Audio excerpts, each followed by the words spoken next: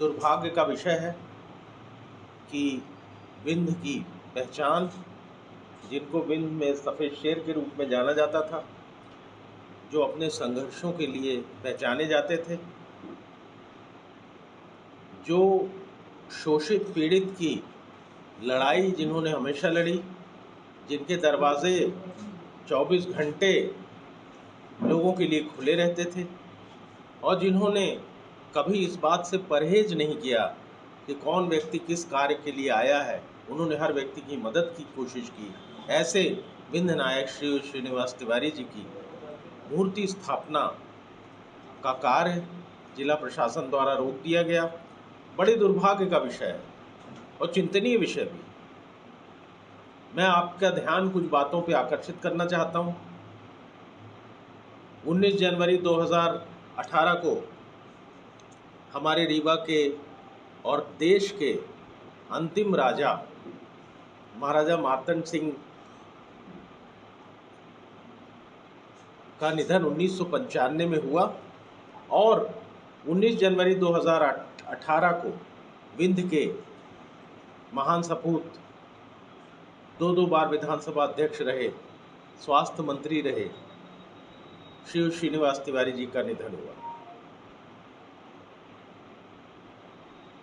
31 मार्च 2018 को परिषद में कांग्रेस का पार्षद दल एक प्रस्ताव लाता है और उस पार्षद दल का प्रस्ताव पे सभी राजनीतिक दल सर्वसम्मति से निर्णय देते हैं। वह प्रस्ताव है श्री श्रीनिवास तिवारी जी का मूर्ति स्थापना का और संत पुरुष महाराजा मार्तंड सिंह के मूर्ति का स्थापना का। दोनों के स्थान चयन किए जाते हैं। आप जानते हैं 1995 में जब महाराजा साहब का स्वर्गवास हुआ, उसके बाद मध्य प्रदेश में 25 साल भारतीय जनता पार्टी की सरकार रही। बड़ी बड़ी कई लोगों की मूर्ति लगाई गई, किंतु महाराजा मार्तंड सिंह या विंध्य के किसी नायक की मूर्ति भारतीय जनता पार्टी के द्वारा यहाँ स्थापित नहीं की गई।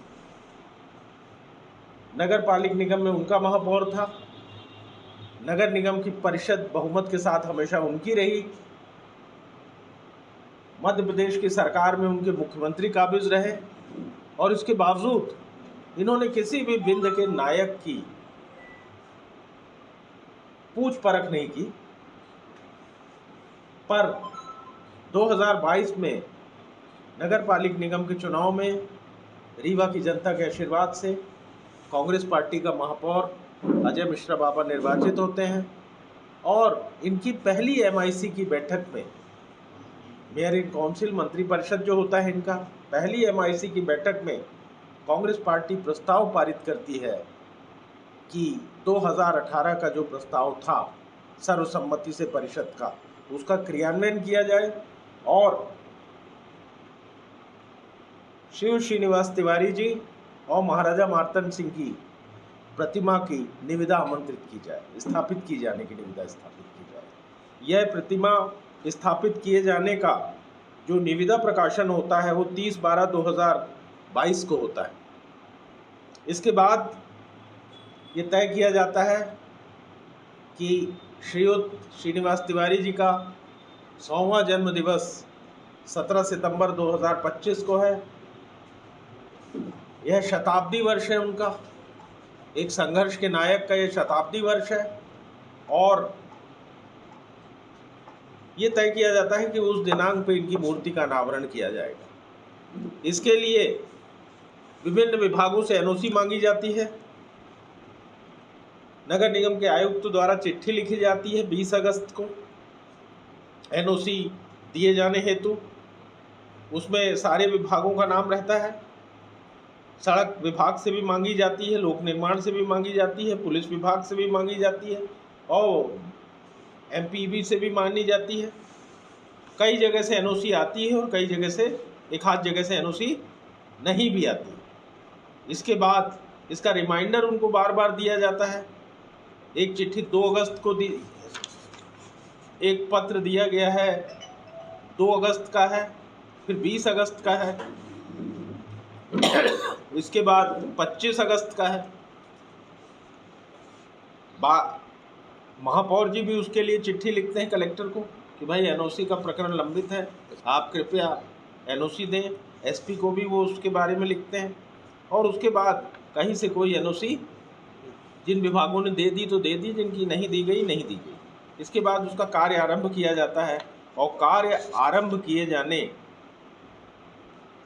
के 10 दिन बाद पुलिस के कुछ अधिकारी आकर उस विभाग स्थान को रोक देते हैं और कहते हैं पुलिस की भूमि। पहली बात तो ये कि 10 दिन तक क्या वो पुलिस की भूमि नहीं थी। दूसरी बात ये कि क्या रोड के किनारे की भूमि पुलिस की है, वो स्थान खुला पड़ा हुआ है, कोई पुलिस की वहाँ बाउंड्री वॉल नहीं बनी हुई है, वहाँ कोई सीमांकन नहीं है। इसी तरीके से आपको याद होगा कि रेडियो स्टेशन की भूमि में विवेकानंद जी की भी स्टैचू इंस्टॉल हुई थी। अस्पताल के पास दीनदयाल उपाध्याय जी की भी स्टैचू लगी हुई है। शिल्पी प्लाजा का जो कोठी कंपाउंड डेवलपमेंट स्कीम बनी थी, कोठी कंपाउंड विकास परियोजना, उसके तहत जो कॉर्नर में एक पार्क टाइप की जगह छूटी गई थी, उस जगह में हेमू कलानी जी की भी स्टैचू लगी हुई है। सुप्रीम कोर्ट की ये गाइडलाइन है कि सड़क के मध्य में अब स्टैचू नहीं लगेगी। इसके तहत सब स्टैचू अब किनारे में लगाई जाती हैं। अब क्या कारण है कि हेमू गुलानी जी, दीनदयाल उपाध्याय जी की स्टैचू का कार्य हो जाता है, कोई विभाग रोक नहीं लगाता, और सड़क की सीमा से बाहर एक कोने में अगर स्वर्गीय श्रीनिवास तिवारी की स्टैचू लगाई जाती है तो उसका कार्य रोक दिया जाता है। बड़ा दुर्भाग्य का विषय है साथियों। हमारी प्रशासन से भी चर्चा हुई, हमारी नगर निगम से भी चर्चा हुई। कल मैं बाहर था, आज मैं रीवा आया तो मैंने सबसे बात की। महापौर जी के द्वारा मेरे संज्ञान में मुझे बात कल ही टेलीफोन द्वारा लाई गई थी, और मैंने जब उनसे चर्चा की तो मैंने उनसे यही कहा कि ये विषय महत्वपूर्ण है, सारे विभाग मिलकर इसका सलूशन निकालें। कलेक्टर साहब, नगर निगम कमिश्नर साहब, एसपी साहब, आईजी, जो भी यहाँ लोग हैं वो जाएं, स्थल का निरीक्षण करें और इस बात का सलूशन निकालें।